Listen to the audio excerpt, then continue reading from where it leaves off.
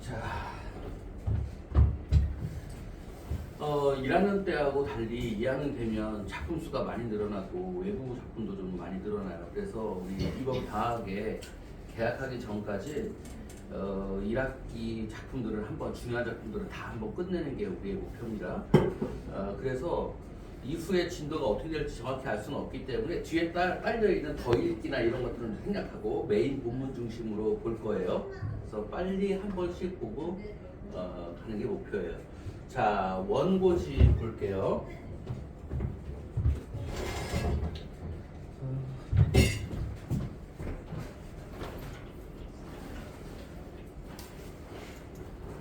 자, 필기하는데 제가 늘 색깔 정해서 빨간색은 구조적인 거, 중요한 거, 그리고 파란색은 표현에 관한 거. 무슨 말인지 알겠지? 그 내용 구조적인 거, 표현에 관한 거, 초록색은 어휘에 관한 거, 까만색은 참고적인 거. 이렇게 하도록 하겠습니다. 자, 그러니까 파란색은 주로 일본 문제야. 다음 중 윗글에 대한 설명, 이렇게 표현 문제 나오잖아요. 그죠? 시적 표현이라든지 서술 방식 그런 문제요. 자, 희곡. 이게 중요한. 자, 옆에 필기를 좀 해볼까요? 희곡이라는 것은 극중에서 연극, 무대, 상연, 미디어라면 상영이죠. 이건 상연을 위한 대본입니다. 그래서 근본적으로는 독자를 위한 거라기보다는 연출, 배우 등을 위한 거예요.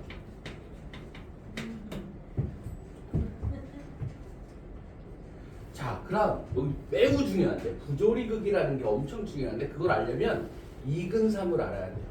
참고로 이거 시험지에 나올지 안 나올지 모르겠어요. 빈 곳에 필기해봅니다. 우리나라에서 굉장히 중요한 요소, 선생님들도 잘 모르는 얘기인데 희곡 그러면 교재 좀 밖에 좀 챙겨주세요, 우리 학생들. 자, 봐봐.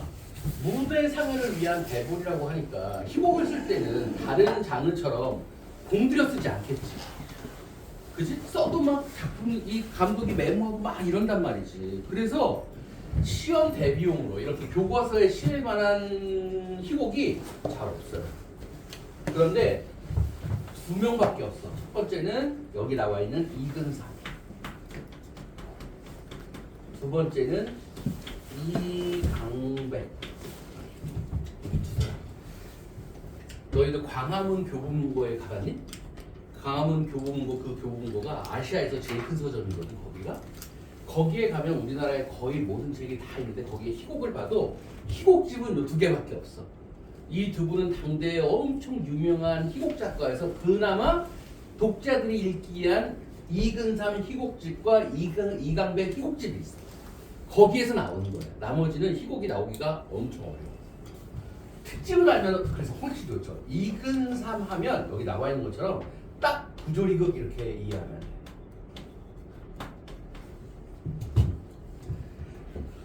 자, 부조리극이라는 게 뜻이 뭐지? 조화롭거나 이성적이지 않다는 얘기지. 그지? 부조리를 줄임말이 뭐야? 다른 말로 비리 이런 얘기지. 잘 안 맞는 말이지. 그래서 이 부조리극에는 매우 비판적입니다. 그리고 해학적이야. 그리고 시험 문제에 자주 나오는 게 있는데 플랫폼 시스템을 사용해. 그리고 여기 해학적인 거 더하기 여기가 반어적인 게 많아요. 시니컬하다는 뜻이야. 플랫폼 시스템. 자, 우리가 보는 이 원고지가 대표적인데 이근삼의 연극은 연출자들이 스태프들이 엄청 편해. 이렇게 무대가 있잖아. 무대에 막 집 이런 거 없어. 그냥 아무것도 없는 플랫폼에 가면 아무것도 없잖아. 플랫폼에, 그치? 기차 플랫폼 말하는 거예요. 거기 아무것도 없는 그냥 플랫한 장소에다가 조명 딱 때려주고 제 방이에요. 그럼 방이야 그냥. 여기에 무슨 가구 이런 것도 없어요. 그런 현대극의 특징을 보여주는 게 이근삼입니다. 그래서 자본주의 사회, 현대 사회에 대해 매우 비판. 어떤 분위기인지 알겠죠? 이근삼은 그런 작품들에 반해서 이강백은 비극적입니다. 두 사람밖에 없으니까 서로 나오기도 해요. 비극적입니다. 대표적인 게 만선 이런 건데 이강백의 희곡에서는 기본 막 태풍 몰아치고 사람 죽고 옆에서 막 미쳐나가고 막 이런 분위기야. 비극적인. 네. 그래서 이 두 사람의 이름을 알고 있으면 좋습니다. 그 중에서 이거. 자, 단막극 하나의 막으로 이루어졌다는 얘기죠. 단막극 일개막 일막 구성이라는 얘기죠. 자, 이게 다 그런 얘기야. 성격. 자, 봐봐. 너희들이 미처 생각 못했을 때 국어 문제는 어때? 밑줄 치고 밑줄 친 것에 대해서 묻거나 선지가 묻고 그것을 지문에서 찾는 구조지. 그죠? 두 개밖에 없단 말이야. 지문에 밑줄 친 것에 대해서 생각해봐 이런 문제고, 선지에 있는 걸 요 지문에서 찾아서 해봐 이런 거지. 그치? 두 번째가 거의 숨은 그림 찾기란 말이에요. 그죠? 그러니까 이게 다 선지로 등장하는 것들이란 말이야. 지금 풍자적이다, 실험적이다, 반어적이다. 자, 여기에 대해서, 풍자에 대해서 얘기를 해볼게. 자, 이것도 문학 전반에서 매우 중요한 거예요. 해학과 풍자. 여러분에게 주는 교재 제가 출판하려고 준비하고 있거든. 그러니까 너무 공들여 하지 말고 개학 되면 다시 줄 거예요. 지금 공부용으로 해학과 풍자. 얘들아, 딱 요거에 관해서 이번 내년 1학기 중간고사에 적어도 한 문제 나올 거야. 해학과 풍자 적어도 엄청 중요해요. 해학과 풍자. 자, 먼저 해학에 대해서 얘기를 해볼게. 웃는 거잖아. 자, 해학을 만드는 방법은 두 가지가 있어. 하나는 희화화라는 방법이 있어. 다 선지로 등장하는 말이에요. 보고 알아야 되겠지. 희화화 무슨 뜻이야? 우스꽝스럽게 만든다는 얘기야. 두 번째는 뭐가 있어? 언어 유희가 있죠. 자, 이 해학을 가지고 돈 버는 사람들을 우리는 희극인이라고 하는데, 보통 이렇게 우스꽝스러운 짓을 하는 사람들을 일반적으로 딱 자르진 않지만 코미디언이라고 하는 경향이 있고, 이렇게 말장난하는 사람들을 우리는 개그맨이라고 하는 경향이 있지, 지금도. 자, 희화화는 두 가지 방법이 다시 있어요. 또 하나는 외양을 희화화하는 거야. 많이 보죠. 대머리 가발을 쓰거나 이가 뭐 하나 빠진 것처럼 뭐 까맣게 칠하거나 막 코 흘리거나 이런 거죠. 외양을 희화하거나, 또 뭐가 있을까? 행동을 희화화하는 거죠. 넘어지는 거, 막박 치는 거, 이런 거 다 행동을 희화화하는 거죠. 그러니까 시험 문제 어떻게 나? 보고서 외양을 희화화하여 그런 걸 찾아야 된다는 뜻이야. 알겠죠? 다 웃음을 나타내는 거야. 자, 언어를 유희도 다시 두 가지가 있는데, 언어 유희 첫 번째 대표적인 게 동음이의어를 활용하는 겁니다. 이게 문법에서 나오지만 문학에서도 나오는 개념이죠. 동음이의어 무슨 뜻이야? 음은 같은데 뜻은 다르다는 얘기야. 얘들아, 몰라가 무슨 뜻이야? 몰라? 불어로 어금니란 뜻이다? 몰라? 그러면 프랑스어 몰라하고 우리말 I don't know에 해당하는 몰라는 무슨 관계야? 아무 관계가 없어. 그냥 우연히 음이 같은 거지, 음이. 그치? 그런 걸 동음이의어라고 해요. 마지막 네 번째 언어 유희를 발음하는 건 이거 잘 안 쓰는 건데, 도치의 방법이 있죠. 자, 그러면 우리가 시험 문제 나올 때 2학년 문제에서 너희들 앞으로 내가 숙제 주면 풀겠지만 대부분 어려운 문제는 뭐야? 요 지문 내에서 나오는 문제는 지문을 열심히 공부하면 풀 수 있잖아. 근데 문학에서 제일 고난도 문제는 뭐야? 선지가 다른 시가 나오거나 시조가 나오거나 작품이 나올 때 분석해야 되니까 그게 제일 고난도예요. 2학년 시험에 어려움도 거기에 있어. 폭넓게 해야 되는데, 예를 들어 줄게. 자, 외양을 희화하는 거 대표적인 게, 선생님이 지금 써주는 것들은 그냥 이해하기 위해 써주는 게 아니라 이게 나올 때 대표적으로 많이 나오는 걸 써주는 거야. 외양을 희화하는 건 현대에서도 고전 선지가 나오고 고전에서도 현대 선지가 나오거든요. 양반춤이에요. 봉산탈춤에 이 정도는 알아, 내용은 몰라도 봉산탈춤, 나중에 봉산탈춤에 또 나와요. 봉산탈춤이 전체가 7개의 과장으로 이루어져 있는데 6과장이에요. 6개.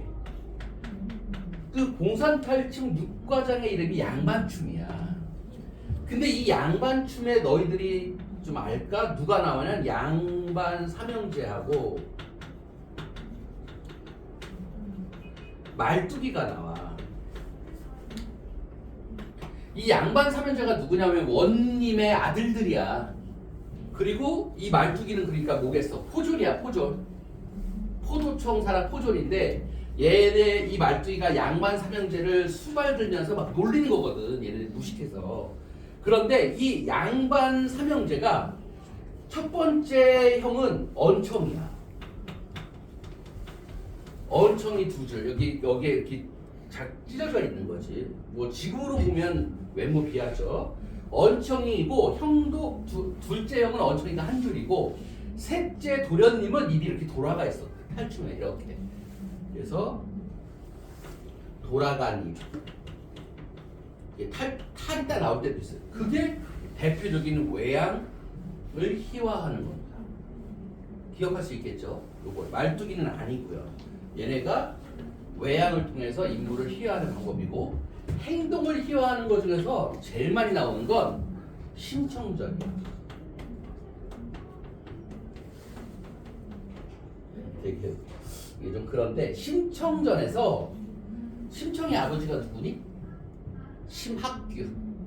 봉사라는 건 눈이 안 보인다는 뜻이고 아버지 심학규가 이제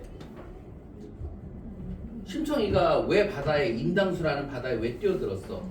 그 강을 건너는 뱃사공들이 배를 처음 만들어가지고 이 건너니까 바다의 신을 위로하기 위해서 인신공양을 해야 됐단 말이야. 처녀를 제물로 바쳐야 되는 걸 모집했는데 이제 아버지가 밖에서 소문을 듣고 온 거지. 이 절에다가 이 절에서 사기친 거지 아버지한테. 쌀 300석을 희주하면 눈이 떠진대더라. 이 절이 스님이 용해서. 아이 근데 뭐 우리 집에 돈이 이렇게 한 거지.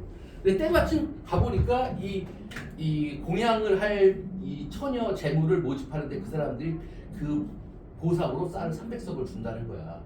그래서 집에 와서 춘향이란다 심청이가 아버지의 눈을 뜨이기 위해서 몸을 던진 거거든. 그래서 300석을 받았는데 다 개뻥이었지. 안 되고 또 이제 돈이 있다는 얘기를 들으니까 그 마을에 사는 그 유명한 누구 뺑덕어멈이 심학교와 같이 살다고 부터 앉아가지고 돈을 다 빼먹는 거란 말이야. 근데 신청이가 나중에 용왕이 국철에 이르러서 임금님의 왕후가 되잖아. 왕후가 돼서 아버지를 찾으려고 전국에 있는 맹인잔치 아버지 모이고 찾으려고 맹인잔치를 벌인단 말이야. 그 소식을 듣고 뺑덕어멈이 심학규를 데리고 우리 갑시다. 그리고 가다가 어떤 주막에 들어서 뭐라고 하냐면 우리 술래잡기 합시다. 우리 놀자. 근데 심학규가 눈이 안 보이니까 뭐 갈 필요도 없지. 그래가지고 당신이 술래를 하고 나는 사올니까 찾아봐요 하고 심학규가 술래잡기를 하는 동안 도망가 버려. 아버지를 버리고. 그 장면이야. 그래서 심학규의 술래잡기 장면. 너무 우스꽝스럽다 이거지. 이 행동. 제가 기억하라고 해주는 얘기예요. 내용은 대강 아니까. 여기가 중요한데 동음이요. 유명한 부분들이야 여기가. 그죠? 제가 지금 뭘 보고하는 것도 아닌데 제 머릿속에 있을 만큼 유명. 동음이어는 춘향전에서 아니 선생님은 현대 하면서 왜 고전을 합니까? 현대 나올 때는 쉽잖아. 고전이 어렵죠. 춘향전에서 제일 유명한 시험 문제에 많이 나오는 부분이 어디야? 춘향이와 이몽룡이 첫날 밤 만나서 보내는 장면. 그 다음 많이 나오는 장면이 어디냐 하면 옥중사설. 암행어사가 된 이몽룡이 내려와서 월매의 인도로 그 옥중에 가서 내일이면 죽을 춘향이를 만나는 장면. 거기 옥중사설이라고 하는데 그 옥중사설에서 춘향전을 보면 월매가 가가지고 얘야 왔다. 어머니 누가 와요? 네 서방인지 남방인지 왔다. 서방인지 남방인지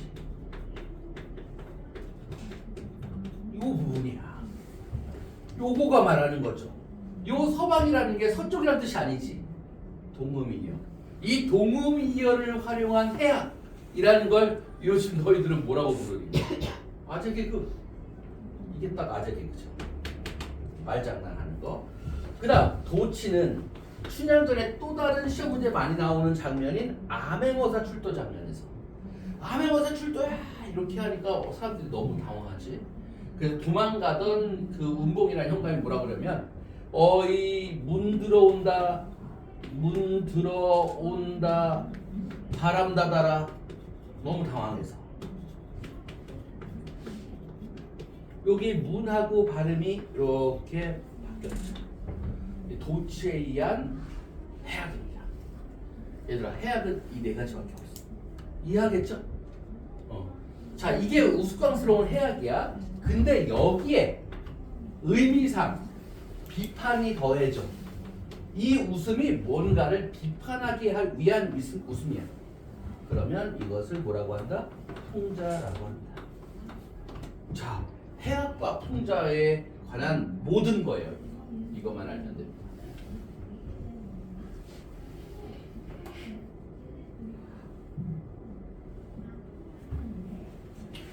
여기까지 됐을까요? 이해돼요?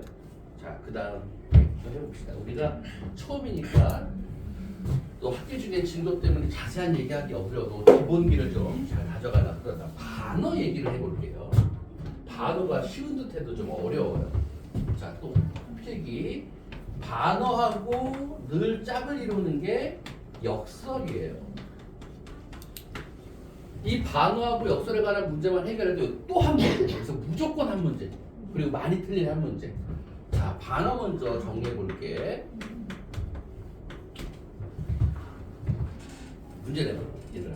반어인지 역설인지 제일 어려운 문제가 여기다 먼저 써줘. 이거야. 죽어도 아니 눈물 흘리우리라. 이 문제도 꽤 어렵죠. 이게 반어야 역설이야. 진달래꽃의 한 장면이잖아. 이별하면서 내가 죽어도 눈물 흘리지 않을 거야. 이게 역설이야 반어야. 이게 왜 헷갈리냐면 사람 학생들한테 역설이 뭐니 말이 안 되는 거야. 반어는 뭔데? 말이 안 되는 거야. 이렇게 되기 때문이거든. 이걸 문제를 풀기 위해서 좀 정교하게 정해 본다면 자 먼저 반어라는 것 이 고등학교 과정은 아닌데 대학교에서 배우는 과정인데 요거 가져오면 쉬우니까 설명을 좀 들어봐. 이거 필기 안 해도 돼. 이 나중에 기회가 있으면 얘기해 주겠지만 세빈이 일어날 때 들었겠네. 얘들아 세계 물리학계에서 탑이 누구니? 아인슈타인 아니야. 이걸 누구 부정을 하겠어? 물리학계의 일반은 아인슈타인이지. 농구계의 황제는 마이클 조던이지. 언어학계의 전 세계 일반은 누구야? 세종입니다. 세종. 전 세계 언어학자들이 다 인정해. 누구도 부정하지 않아. 그래서 4년마다 한 번씩 유네스코에서 주는 세계 최고의 언어학자에게 주는 상이 세종상이에요. 노벨상처럼. 우린 잘 모르지만. 두 번째를 꼽아라. 이것도 이론이 없어. 프랑스의 소시르라는 언어학자도 이견 없는 2위야. 3위까지 이견이 없는데 미국의 촘스키라는 언어학자인데 그 사람이 뭘 했냐? 사람의 말에는 이거 안 적어도 돼요. surface structure 표층 구조와 deep structure 심층 구조가 있다고 했어. A와 B가 A라는 여자와 B라는 여자가 있는데 A가 오늘 날씨 참 좋다 이렇게 얘기했어. B도 똑같이 얘기했어. 표층이 똑같지 표층이. 근데 A는 빨래 널면서 한 얘기야. 빨리 탁탁 털어서 널면서 오늘 날씨 참 좋다 이렇게 한 거야. B는 공원에서 남자친구 기다리다가 남자친구가 오자마자 오늘 날씨 참 좋다 이렇게 얘기한 거야. 표층은 같지만 심층은 얘는 무슨 뜻이야? 빨래 잘 마르겠네 이런 뜻이지. 얘의 심층은 뭐야? 오늘 어디 놀러 갔으면 좋겠다 이런 정도의 의미가 아닐까? 이런 거야. 다르잖아, 그치? 그래서 이걸 가져오면 단어를 정리하기가 너무 쉬워요. 단어는 표층의 의미와 심층의 의미가 정반대예요. 표층의 의미. 그러니까 얘는 단어예요. 표층은 뭐야? 나 안 슬퍼. 죽어도 눈물 흘리지 않을 거야. 심층은 죽어야 참을 만큼 너무 힘들다는 거죠. 너무 슬프다는 거죠. 그치? 표층은 안 슬퍼. 가. 심층은 너무 슬퍼. 이렇게 되는 거지. 너희들이 시험 못 봤을 때 엄마한테 엄마 나 이렇게 말했어. 야 잘했다. 표층은 잘했다. 심층은 네가 사람이니 이렇게 되는 거잖아. 그치? 요렇게 하면 쉽습니다. 항상 단어는 알겠죠? 자, 두 번째 이제 역설이 좀 어려워요. 시간이 있으니까 역설을 아주 디테일하게 2학년 수준에서 해줄게. 자, 역설이 고등학교 과정이 어려운 게 세 가지가 있기 때문에 원래 대학 과정에서는 이게 다 다른 건데 고등학생 과정에서 이 서울대가 쉽게 하려고 다 역설이라고 부르다 보니까 그럼 그냥 시험제 다 역설하면 쉬운데 또 구분하라고 하니까 더 어려워지는 면이 생긴 거지. 첫 번째 역설은 논리적 역설이에요. 원래는 얘가 역설이야 진짜. 자, 이게 중요하잖아. 논리적 역설이 성립하려면 여기에 뭐가 반드시 존재해야 돼? 모순이 존재해야 돼요. 모순이. 여기 뭐가 있어야 돼? 표층과 심층이 반대가 된다 했잖아. 여기는 모순이라는 게 존재해야 돼. 모순은 들어봤니? 이게 중국 고사에서 유래된 말이죠. 요 모가 창이라는 뜻이고 요게 방패라는 뜻입니다. 그래서 옛날 중국의 어떤 무기상이 창을 들더니 여러분 이 창은 세상 그 어떤 방패도 다 뚫을 수 있는 창이요. 이렇게 자랑하더니 좀 이따가 방패를 들더니 여러분 이 방패는 세상 그 어떤 창도 다 막아낼 수 있는 방패입니다. 이렇게 얘기했단 말이야. 그러면 이 말과 이 말이 각기 참인지 거짓인지는 알 수 없으나 적어도 이 두 진술이 동시에 참일 수는 없는 거지. 이게 모순이에요.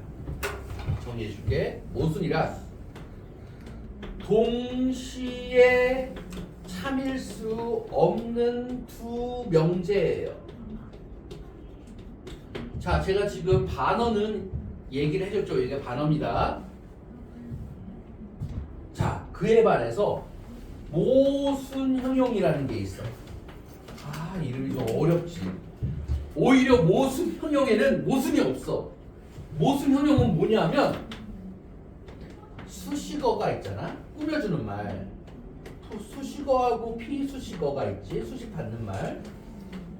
그리고 수식어와 또 다른 수식어가 이렇게 있을 수 있겠지. 물론 이 뒤에는 피수식어가 있겠죠. 지금 내가 쓰는 말들 다 이해하니? 이해 안 되는 게 질문해야 돼요. 알겠죠? 그래서 여기까지 온 거잖아. 이거 만들고. 자, 이럴 때 여기가 여기 관계가 요 두 개 관계가 이질적인 거야. 안 어울리는 거야. 예를 들어 볼게요.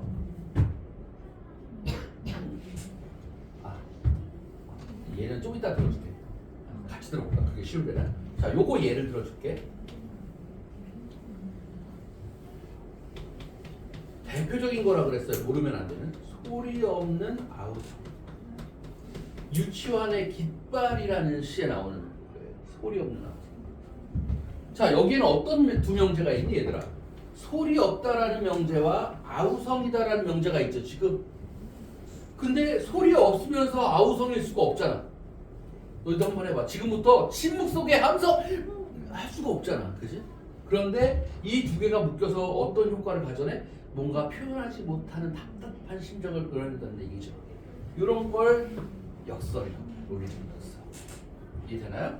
근데 모순형용은 이렇지 않아. 봐봐. 예를 들면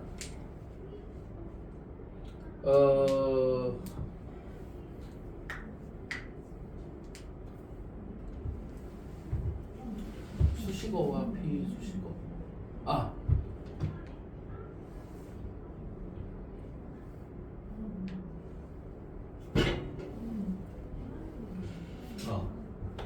대표적인 거 날카로운 첫 키스. 한용운의 님의 침묵에 나오는 대목이에요. 날카로운 첫 키스. 자, 얘가 모순인가? 날카로우면 첫 키스가 아니고 첫 키스면 날카롭지 않은가? 그럴 수 있잖아. 뭐, 드라큘라 이런 애들이랑 키스하면 날카롭지 않을까? 아! 날카로울 수 있잖아. 그런데 어울리지 않는다는 거지. 이 두 개가 이질적이라는 거야. 이 두 개의 관계가. 그러면 요거 해볼게요.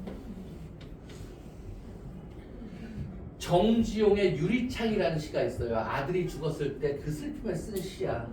거기에 보면 어떤 대목이 나오냐면 외롭고 황홀한 심사라는 건 마음이라는 뜻이죠. 여기 보면 외롭다와 황홀하다가 이질적이죠.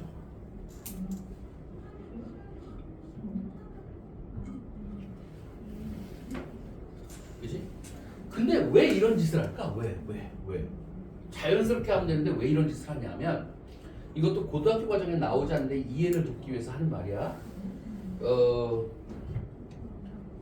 얘들아, 이 칠판 외에 지우개가 몇 개였어? 잘 기억나지 않잖아. 왜? 일상적이니까. 이 교실에 책상이 몇 개였어? 잘 몰라. 그냥 일상적이니까. 근데 너희들이 수업을 봤는데 내가 이걸 여기다 붙여놨어. 그러면 너무 이상하잖아. 이럴 때 우리는 어떤 말을 해? 야, 저거 뭐야? 와? 저걸 왜 그랬어? 미친 왜? 와? 이런 질문을 던진다는 거지. 평범하고 일상화된 것을 어긋나게 보여줌으로써 우리가 일상에 질문을 던지도록 하는 거.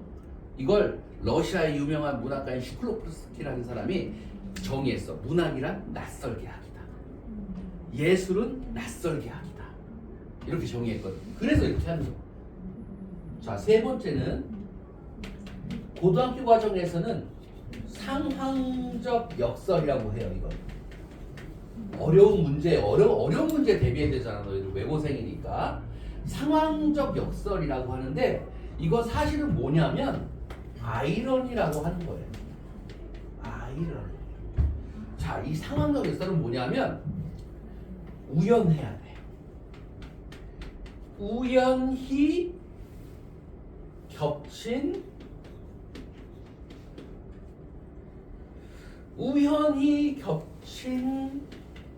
반대 상황을 아이러니를 정의하는 것 자체가 쉽진 않지만 고등학교 과정에서 이 정도로 할 수 있을 것 같아요. 우연히 겹친 반대 상황.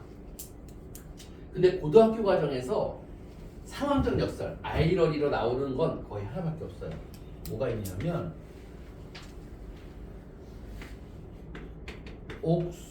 옥수수밭 옆에 당신을 묻고.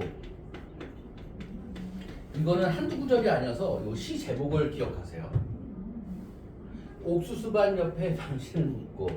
도종환이라는 이름은 여러분들은 좀 낯설라나? 이 사람이 참 문제적인 사람인데 이 사람이 문재인 정부 때 문화부 장관인가 했던 사람인데 그랬던 배경이 이 사람이 전라도에 있는 작은 중학교 선생님이었거든. 근데 와이프가 암에 걸린 거야. 그래서 그 아내를 지극정성으로 간호하면서 시를 썼어요. 그 시집 제목이 대표적인 시도 접시꽃 당신이고 시집 제목도 접시꽃 당신이야. 근데 이게 그 당시에 아름아름으로 전 세계 우리나라 전국에 알려져서 수많은 사람들을 울렸어. 그리고 많은 사람들이 응원했지. 도정환과 그의 와이프를. 근데 결국 수많은 사람들의 응원에도 불구하고 그 와이프는 죽었어. 그래서 도정환은 엄청 슬퍼했지. 그래서 이게 영화로도 만들어졌어요. 주연 막 하고. 그랬는데 더 충격에 빠뜨린 거. 그 당시 그래서 많은 와이프들이 남편을 갈궜지. 봐라, 너는 뭐냐 막 갈궜는데 더 놀라웠던 건 그로부터 6개월 후인가 도정환이 재혼합니다. 재혼. 다른 사람. 충격에 빠뜨렸지.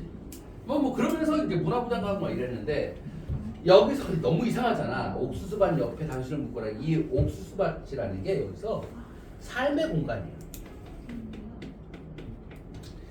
그러니까 너희들 가끔 여행 가다 오면 전라도 쪽으로 나중에 갈 일 있으면 봐봐. KTX 타고 가다 오면 무덤이 밭 한가운데 있는 거 볼 수 있어. 그러니까 우리가 근대화가 되면서 우리는 인간은 죽음이 두렵잖아. 그러니까 죽은 자들의 공간을 삶의 공간 밖으로 밀어내거든. 따로. 그 전까지는 어머니가 돌아가시면 내가 매일매일 일하는 밭 한가운데 어머니 이렇게 묻어드리고 쉴 때 거기 묻어서 엄마랑 얘기도 하고 뭐 이랬단 말이야. 근데 죽음이라는 게 불편하니까 현대사에서 밀어낸 거거든 밖으로. 그러니까 옥수수밭 옆에 당신을 묻고 여기 보면 어떤 구절이 나오냐면 7월 7석에 아마 와이프가 죽었나봐. 견우 직녀도 만나는 7월 7석에 넌 죽은 거야. 근데 7월 7석이라는 사실과 그날 이 와이프가 죽은 사실은 아무런 인과관계가 없잖아. 근데 묘한 거지. 너희들이 예를 들어서 뉴스를 보는데 어제 트럭 운전사 김 씨가 고속도로에서 가드레일을 들이받고 사망했는데 애석하게도 그날이 김 씨의 생일이었다고 합니다. 그러면 묘한 느낌이 있잖아. 다른 날보다.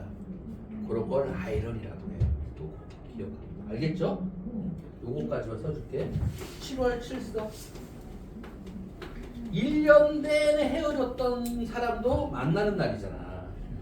7월 7석 날 아내가 사망한 거죠. 요런 느낌입니다. 자, 그래서 시험 문제에 1차적으로 제일 쉽게 나오면 반어 따로 역설 따로 이렇게 나오면 제일 쉬운 문제야. 근데 2차적으로 반어 보기에서 밑줄 친 건 반어 혹은 역설인데 이걸 섞어 놓으면 찾는 거. 이게 또 2차적 어려운 문제고 역설 중에서도 이걸 구별하는 거야. 이거 역설인데 이 역설이 이렇게 나오면 제일 어려운 문제가 되는 거야. 나중에 문제가 나올 때 또 한번 봅시다. 자, 가볼게요. 자, 시간적 배경은 현대라는 건 다른 데서 중요하지 않지만 여기서 중요해요. 왜? 현대 사회를 비판하는 것이기 때문에 그래요. 공간적 배경은 어느 교수, 저게 되게 중요해. 인물이잖아. 교수. 교수를 상징하는 게 원고지인 거예요. 글 쓰는 사람이라는 거지.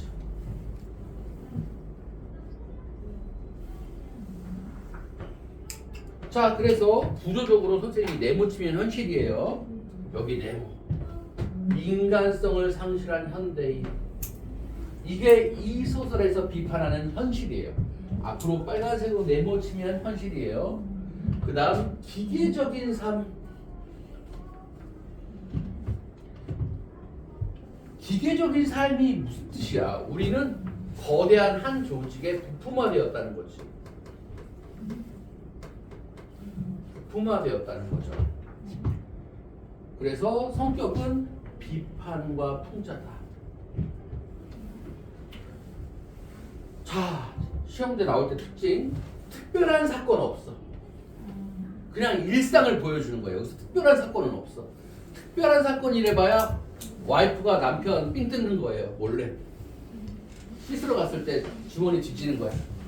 그리고 뚜렷한 갈등도 없다. 이건 엄청난 거야. 모든 서사의 중심은 원래 갈등이거든. 그 다음 무대, 의상, 소독, 인물의 대사, 행동 등이 자, 희극적 과장되어 있다. 과장되어 있다. 이 말을 무슨 말로 바꿀 수 있는 거야? 희화화되어 있다. 우스꽝스럽게.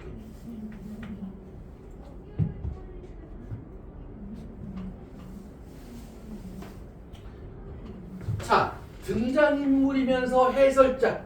이게 되게 중요한 특징이죠. 이중적 역할. 이중적 역할을 합니다. 딸인데. 자, 여기서 또 하나 미리 얘기해 주자면 나오면 합시다. 자, 됐죠? 자, 그러면 이 작품 전체에서 점점 자세하게 갈 거예요. 이제 작품 구성을 봅시다. 자, 뭔가 이상하지 않아? 소설이라면 소설의 구성 단계는 뭐야? 발단, 전개, 위기, 절정, 결말 정도로 우리가 좀 알고 있죠? 근데 다르죠. 자, 요거 자체가 중요해요. 발단, 전개, 절정이 먼저 나옵니다. 하강, 대단어 다르죠. 익숙해져야 돼. 발단, 전개, 절정, 하강. 특히 여기에 절정이 먼저 나온다는. 절정하강대담. 자, 소설에서 제가 송구람칭 인물이에요. 교수. 교수의 처, 아내란 뜻이죠. 장남, 장녀. 남자 중에 첫 번째, 여자 중에 첫 번째. 전개. 교수는 처의 추궁에 시달려. 자, 이 교수의 처의 추궁에 시달려. 집안에서도 쉬지를 못해. 자, 많은 번역 일을 하는 거지. 눈치채겠지만 이 번역 일을 한다는 이게 다 인물의 성격이야, 얘들아 봐봐.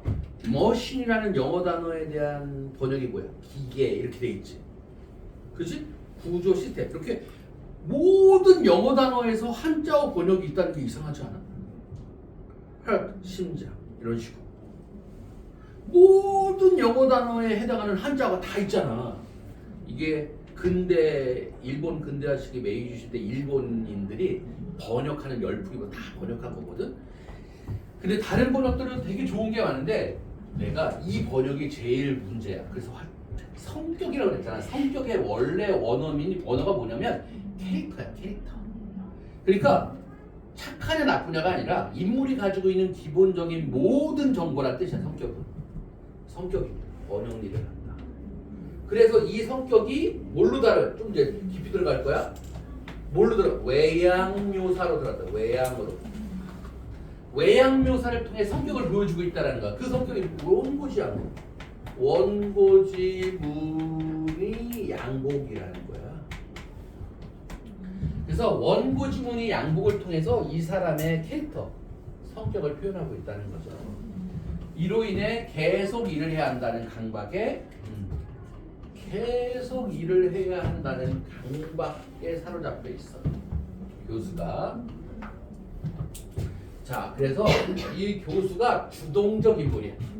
주동적 인물이란 말은 뭐냐면 우리가 보통 소설, 드라마, 영화에서 다 주인공이라고 하잖아. 이걸 문학적으로는 주동적 인물이라고 하는데 주동적 인물의 정의는 잘생긴 애 이게 아니라 갈등을 해결하려고 하는 사람. 모든 서사에는 갈등이 없을 수가 없거든. 약하지만 갈등을 해결하려고 하는 사람이 주인공이야. 주동적 인물. 그러면 우리가 보통 나쁜 놈, 빌런이라고 하는 반동적 인물의 정의는 뭐야? 갈등을 만들어내는 인물이야. 자, 그러면 여기서 이거 다 반동적 인물. 장남과 장녀. 아버지 등골 빼먹는. 감독관도 마찬가지야. 자, 장남과 장녀의 사건은 용돈을 요구하는 거지. 달라. 그리고 감독관은 독촉하는 거죠. 실수 없이. 자, 여기에 천사. 자, 소설에서 제가 별표를 치면 조력자라는 천사가 나타나자 교수는 자신의 잃어버린 자, 꿈과 정열 이게 얘가 또 지향하는 거죠. 원하는 거. 어떻게? 실패해. 감독관은 계속 원고를 독촉한다. 사건들이에요. 교수는 장녀가 들고 온 영자 신문조차 번역하라는 모습을 보며 자, 이거죠. 기계적이고 무의미한 삶을 반복하면서 이게 주제의식이죠.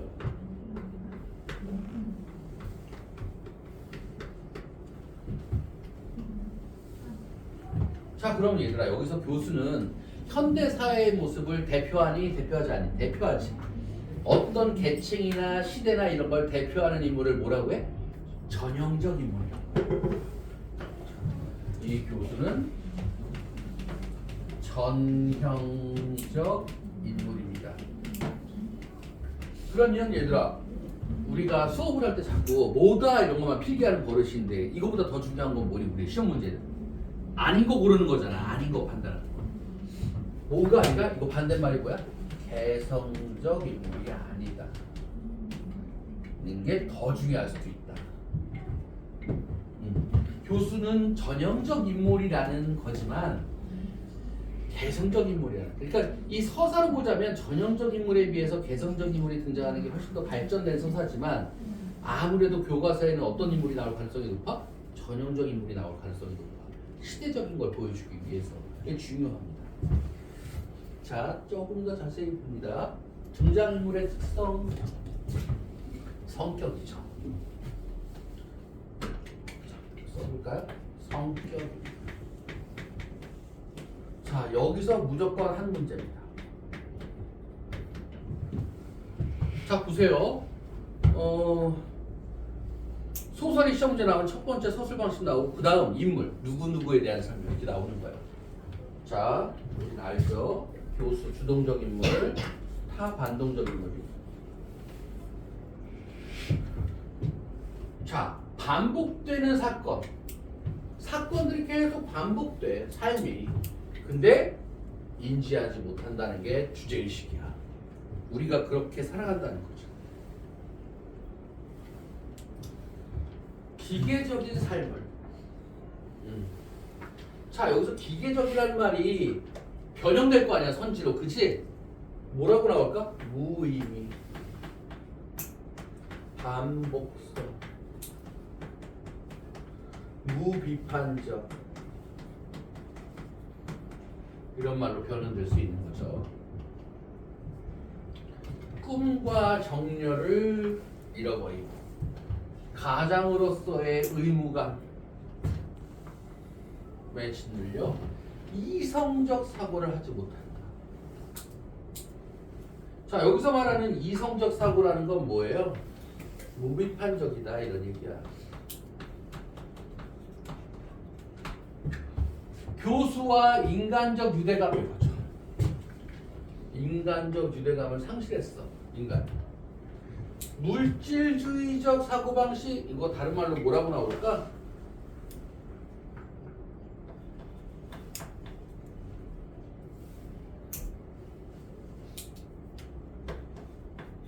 물질 만능주의.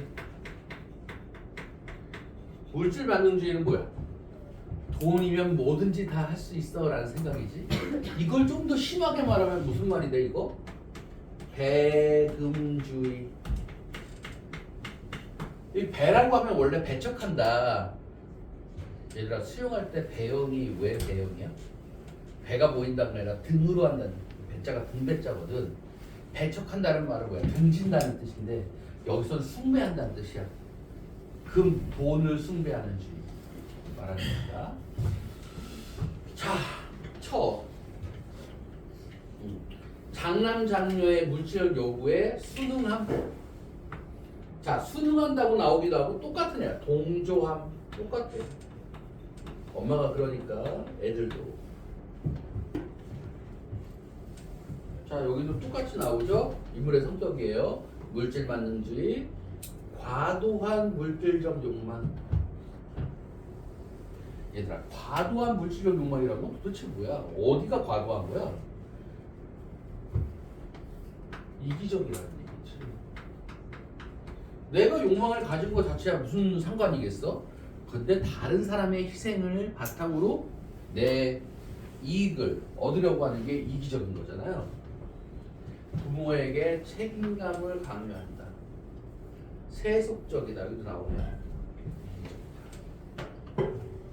자, 감독관. 이거 되게 중요해요. 처에게도 압박을 줍니다. 변화하고. 자, 여기 이제 중요한 건데, 봐봐. 시험 문제 이렇게 나올 수 있는 거야. A에 대해서. A는 뭘 상징한다? 잃어버린 꿈과 정열을 상징한다. 이 천사는 조금씩 점점 더 자세히. 됐죠, 여러분? 자, 그 다음 여기 볼까요? 자, 여기서도 무조건 한 문제. 자, 서술 방식 문제, 인물 문제. 자, 얘들아, 소재의 의미와 역할 문제는 시험 문제 어떻게 나와? 이렇게 나와. 다음 중 윗글 A, E에 대한 설명으로 알맞은 것은. 지문의 소설에서, 서사문학에서 먼저 이렇게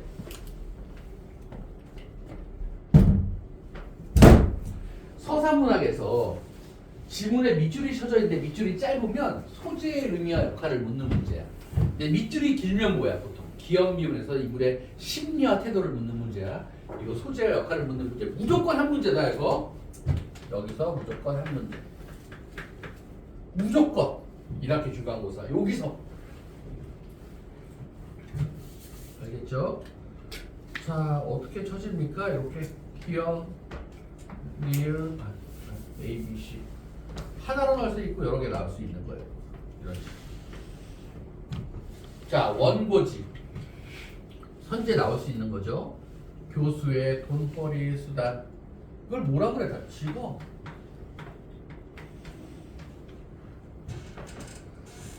근데 재밌는 게 그냥 직업이 나타나기 전에 원고지가 생긴 칸이 뭐야? 직업도 이렇게 칸이 막 반복되고 있지. 그래서 반복적이고 규격화된 일상의 틀이라는 뜻이 있어요. 원고지 자체가. 요즘은 갬성 이거지. 자, 철새 쇠사슬. 이 무슨 말이냐면 이 아버지가 퇴근하고 집에 오는데 쇠사슬을 질질 끌고 와 이렇게. 판타지 비슷한. 그러니까 밖에서 엄청 구속당했다는 얘기지. 그래서 이 어머니가 아유 수고해서 벗으세요. 그러고서 양복을 벗어놓고 집에서 있는 옷을 입는데 거기도 쇠사슬이 또 달려 있어. 그러니까 이게 구속, 책임감, 중압감을 의미해요. 집에 오면 새로운 쇠사슬을 들어 쓰는 거죠. 자, 집 안팎에서 다 해요. 그래서 과중한 업무가 계속되고 저 봐봐 풍자하고 있잖아. 어떤 걸 통해서? 외양 묘사를 통해서. 이렇게 나온다. 그냥 풍자라고 안 나오고. 그 다음 신문. 자, 기사가 나오는데 현대사회의 비정상적인 모습을 이렇게 해줄 때 다음 날도 똑같은 기사야. 매번 신문이 똑같아. 반복성. 이걸 뭘 보여준다? 그게 반복되는 반복성. 현실의 반복성. 나 달라질 건 없는 현실들. 자, 이것도 서술 방식 문제예요. 아까 좀 얘기했지만 중요합니다. 특별한 사건이 없다. 뭐만 설명하고 있다? 극중 상황만 설명하고 있다. 그 다음 양복무늬, 가구와 벽의 무늬가 모두 원고지 무늬다. 3년 전 신문과 동일하다. 반복성이라고 그랬죠. 그게 분위기가 맞지 않는 음악이 반복돼. 무슨 말이면 되게 우울한 거잖아. 근데 나오는 음악은 똥고발랄해. 그러니까 이게 풍자인 거죠. 그 다음 무거운 철새 감겨져 있다. 자, 여기 나온 게 상징적이다. 그 다음 봐봐. 맞지 않는 음악이 뭐겠어? 반어적이다.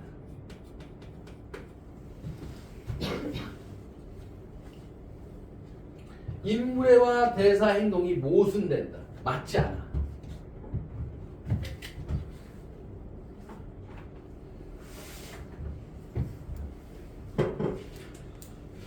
대강 어떤 분위기인지 알겠죠? 자, 이제 여기 봐봐. 이거 많이 나온다는 거죠. 주제 문제예요. 기억해야 되겠죠? 비정상적인 삶이 반복되고 있는 현대인의 상황을 어떻게 한다? 희화화한다. 나가서 뭐라고 한다? 된다? 풍자하고 있다라고 해도 같은 말이에요. 왜? 현대인의 삶을 희화한다는 건 목적이 풍자일 수밖에 없으니까. 그렇죠. 그래서 여기서도 계속 원고지 보여주는데, 자, 여기 있는 작품 개관은 우리 다 한 겁니다. 자, 이제 본문 볼게요. 이거 아는 것도 중요하지만 읽을 수 있어야 돼. 외워서만 문제 풀 수는 없잖아요. 막이 오르면, 자, 막이 오르면 이게 뭐야? 희곡의 특징을 보여주죠. 무대 상연을 장녀가 등장하여 인물이 나왔습니다. 관객들에게 가족을 자 봐봐. 관객들에게 가족을 설명한대. 그러니까 얘가 인물인 동시에 해설자 이중성인 건데 봐봐. 인물이 여기 옆에 써보세요. 옆에 빈 공간이 있죠? 빈공어 어디에다가 자 희곡의 3요소. 자, 희곡이라는 걸 딱 펼치면 거기에 뭐가 있냐는 거야. 첫 번째는 뭐가 있어? 해석. 그지? 해석은 스텝이 뭐라고 하는 거죠. 두 번째는 뭐야? 지문. 가로 속에 있는 거. 지문은 이렇게 가로 속에 있는 거. 세 번째는 대사. 요 세 가지가 희곡의 3요소. 자, 근데 소설과는 달리 희곡이 나오면 꼭 이런 문제가 나와요. 이렇게. 여기 들어가는 말 이렇게. 그럼 봐봐. 여기 들어가는 건 뭐겠니? 전부 다. 행동이나 표정일 거 아니야. 그치? 이 행동이나 표정에서 들어가는 건 결국 뭐겠니? 심리 태도를 묻는 문제예요. 소설로 보자면 이렇게. 그런 문제라는 걸 알아야죠. 여기 들어가려면. 자, 그 다음 대사의 세 종류 세 가지. 대사의 종류 첫 번째 대화가 있죠. 대화는 인물과 인물 사이에 나누는 대사죠. 독백. 인물이 내적으로 나누는 대사죠. 세 번째는 뭐가 있어요? 방백. 인물이 주로 관객을 향해서 하는 것이 대사죠. 이거 왠지 알겠죠? 이게 뭐예요? 방백입니다.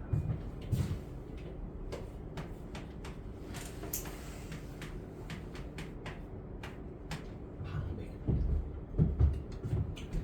집안 책상 위에는 원고지가 쌓여 있고, 자 여기 원고지 나오죠? 드디어 원고지 문의. 자, 이 원고지가 뭐라고요? 첫 번째는 인물의 성격, 두 번째는 삶을 상징하니까. 이어서 장남이 등장. 이거 다시 내가 잘못했어. 동그라미 아니고 세모. 빌런이죠. 반동적인 인물 등장하여. 제가 이렇게 사용하는 기호들은 비단 저만 사용하는 게 아니라 여러분들도 사용했으면 좋겠는 거예요. 자신을 소개하고 원고지를 덧붙여 만든 것 같은 양복을 입고, 자 여기 원고지를 덧붙여 만든 것 같은 양복을 입고 우리의 쇠사슬을 들은 누가 등장한다? 교수가 등장한다. 여기 또 자 여기 원고지 여기 써볼까? A, 여기 B, 쇠사슬 이렇게 나올 수 있다는 거지. 뒤에도 나올 수 있지만 천은 재밌는 사건이죠. 잠자는 교수의 주머니, 이거 봐. 교수의 주머니를 털어 돈을 가지는데, 이렇게 사건이죠. 그래서 비틀린 인간관계 혹은 욕망, 나아가서 물질 만능주의, 긍정적인 이익을 위해서 인간의 도리를 저버리고 있죠. 교수를 흔들어 깨운다. 교수가 음악을 한 곡 틀라고 하자 옆방에서 똑같은 곡이 차 이거 봐.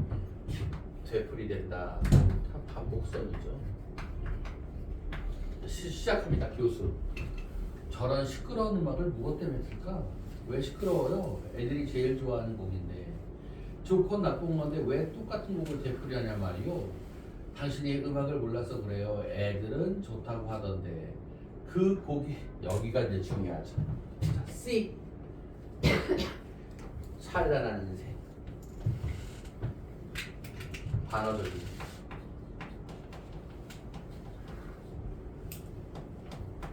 풍자하고 찬란한 인생이다. 찬란한 인생이 자꾸 되풀이된다는 말이군. 그러니까 반어가 뭐라 그랬어? 뒤집어 말한다는 얘기지. 그러니까 여기서 찬란한 인생이라고 표현했죠. 뭐야? 무의미한 삶이라고 표현했지. 그런가 보죠. 자, 봐봐. 원래는 표준어를 취하면 뭐라고 해야 돼? 그런가 보죠 라고 해야 되잖아. 그런가 보죠 라는 건 뭐야? 우리가 말로 하는 표현이잖아. 그런 걸 뭐라 그래? 구어적 표현이라고. 표준어는 아니죠 물론. 구어적 표현. 그치? 그래서 이게 뭘 의미하는 건데? 이게 읽기를 위한 게 아니라 무대 상연을 위한 문학임을 보여주는 거예요. 말로 하는 거란 얘기죠. 읽는 게 아니라. 자, 아닌 거 중요하다 그랬죠? 읽기를 위한 게 아니다. 교수가 소파 앞에 굴러있는 신문지를 집어본다. 자, 여기 또 하나 중요한 게 있어. 해설이 있는데 여기 봐봐. 본다라는 게 뭐야? 현재형이지, 그치? 원래 소설은 기본이 뭐야? 과거형으로 기술된 거야. 그렇게 했다 이런 건데 이것도 뭐야? 모든 상현을 위한 보여줘요. 그치? 배우들에게 주는 대본인데 그는 갔다 이러면 안 되잖아. 간다 라고 해야 가죠. 이제.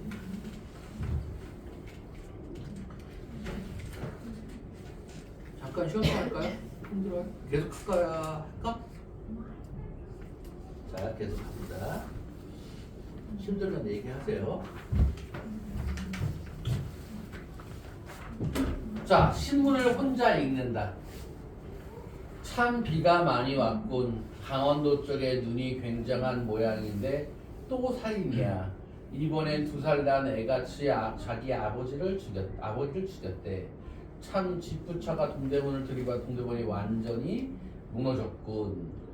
지프차는 도망가 버리고 이것 봐. 내 개성을 잃은 노동자. 자, 이거 주제의식이죠. 현실을 보여준 거.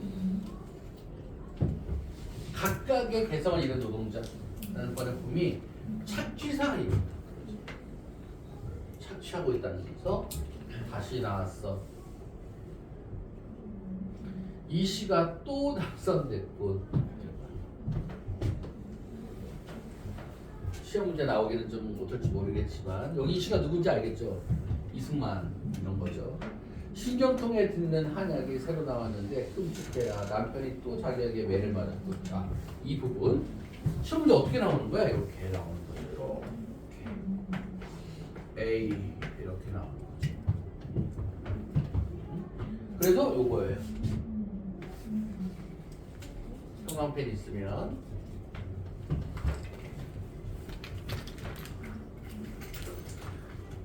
중요해요.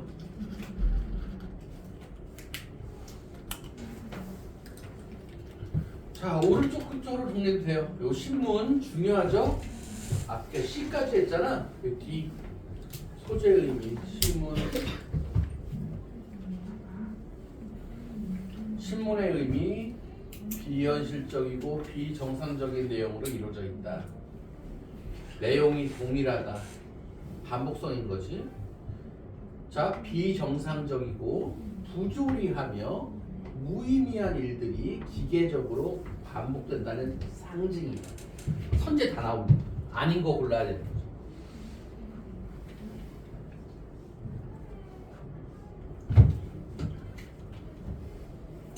처가 신문지를 한참 다시 적는다. 날짜를 보더니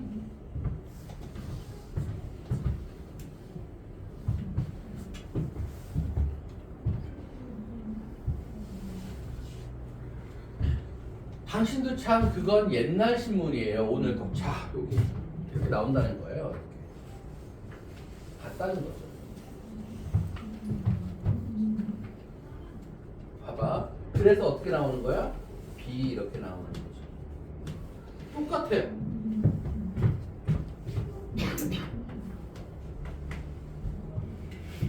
다를 리가 없죠. 자, 근데 봐봐. 오늘 신문이 주시오. 참 기가 많이 약공하는 등에는 또 살이자 드러내는 애가 자유를 주었대. 친구들과 동네 많이 문화는 도망거리고 막 개성을 입는 하나만 다르죠. 여기서 악마사.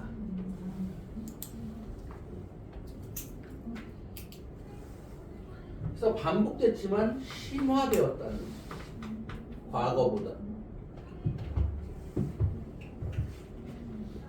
자, 근데 봐봐. 초는 뭐라 그래? 아우, 세상도 무척 변했군요. 발음도 그렇죠.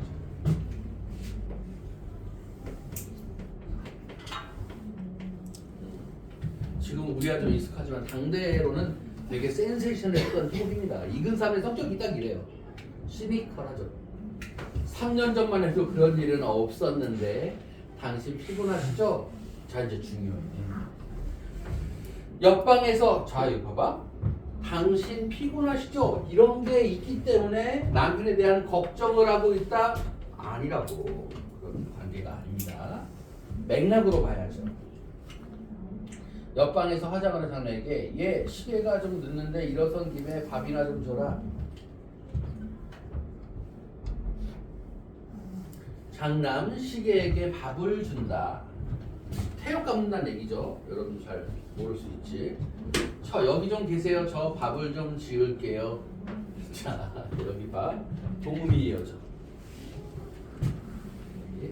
이 밥하고 이 밥이 똑같잖아요.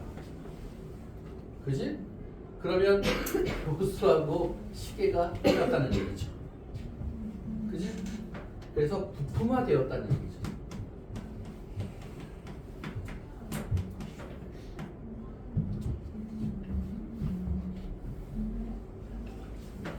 괜찮아, 밥 먹었어. 어디서요? 여기서 먹었던 거 아니야? 거기서 먹었던 거 같기도 하고. 자, 이거 보세요. 이런데 밑줄이 이렇게 쳐지는 거예요. 이런 식으로. 이렇게. 이게 나타내는 게 선제는 뭐가 나오는 거야? 맞다면 무의미한 일상이라는 거지. 어디서 먹은지 중요하지 않아. 그냥 먹은 거지. 언제요? 오늘. 자, 여기도. 여기에 쳐질 수도 있는 거지. 이런데 이렇게 쳐지는 거예요. 인물의 성격을 보여주는 거죠. 여기는 반복성이죠.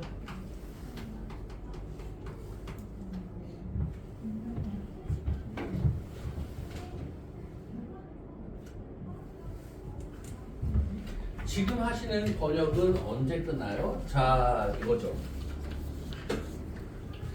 번역은 언제 끝나요? 만약에 쳐진다면 이게 뭐야? 인물의 대사를 통해서 인물의 성격을 보여주는 거지. 번역하는 사람이라는 거.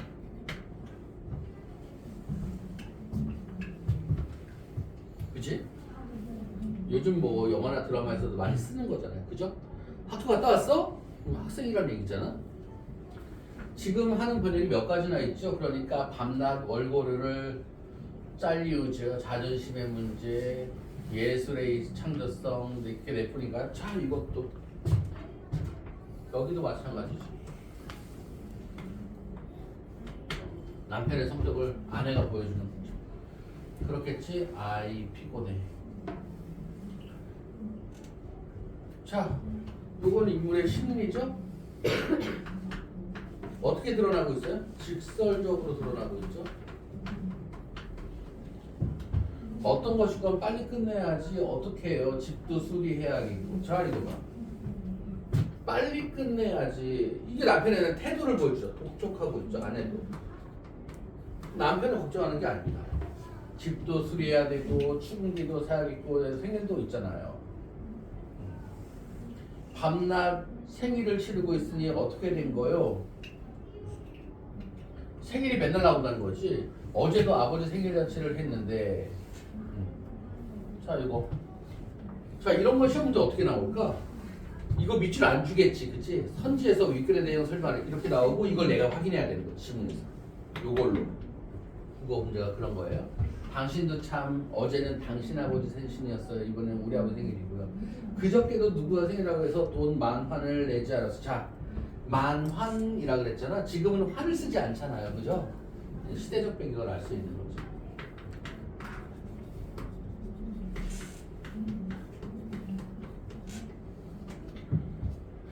그건 대식이 동생 사촌의 며느리뻘 되는 여자의 생일, 아버지 생일이라서 자 이거 봐봐. 그랬죠. 여기 보면 대식이 아버지 생일 이게 뭐야? 과장적인 표현이라는 거죠. 실제로 누가 이런 생일까지 챙기겠어요? 과정을 통해서 뭘 보여주는 거야? 교수에게 주어진 책임의 무게. 그리고 또 하나 말이 안 되지 이런 걸 뭐라 그래? 부조리성이라고 하는 거죠.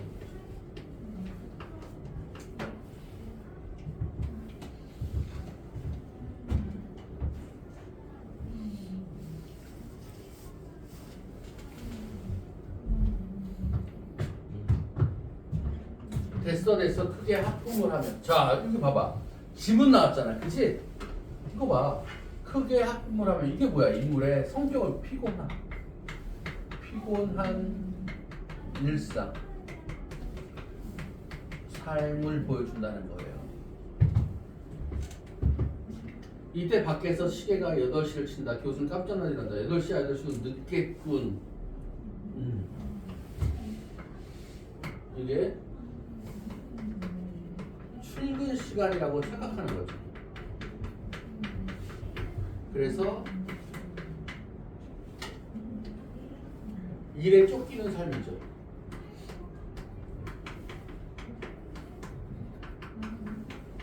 인물의 성격을 보여주죠. 자, 전번 모양 철새를 졸라맨다.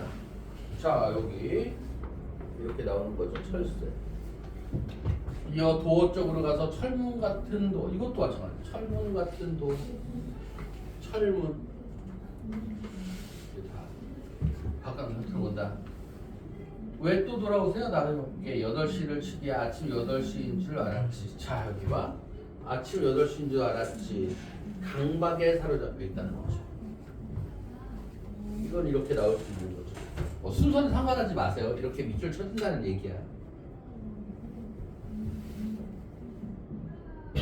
대학에 강의하러 나간다고 나섰더니 밖이 캄캄하지 않아. 생각해보니 밤 8시군. 소파에 누우면서 오늘은 좀 푹 쉬어야 되겠군. 공부는 안 하세요? 자 여기도 마찬가지죠. 지식인이라는 성격을 보여준다는 거죠. 자 여기까지 하고 잠깐 쉬었다가 계속 할게요.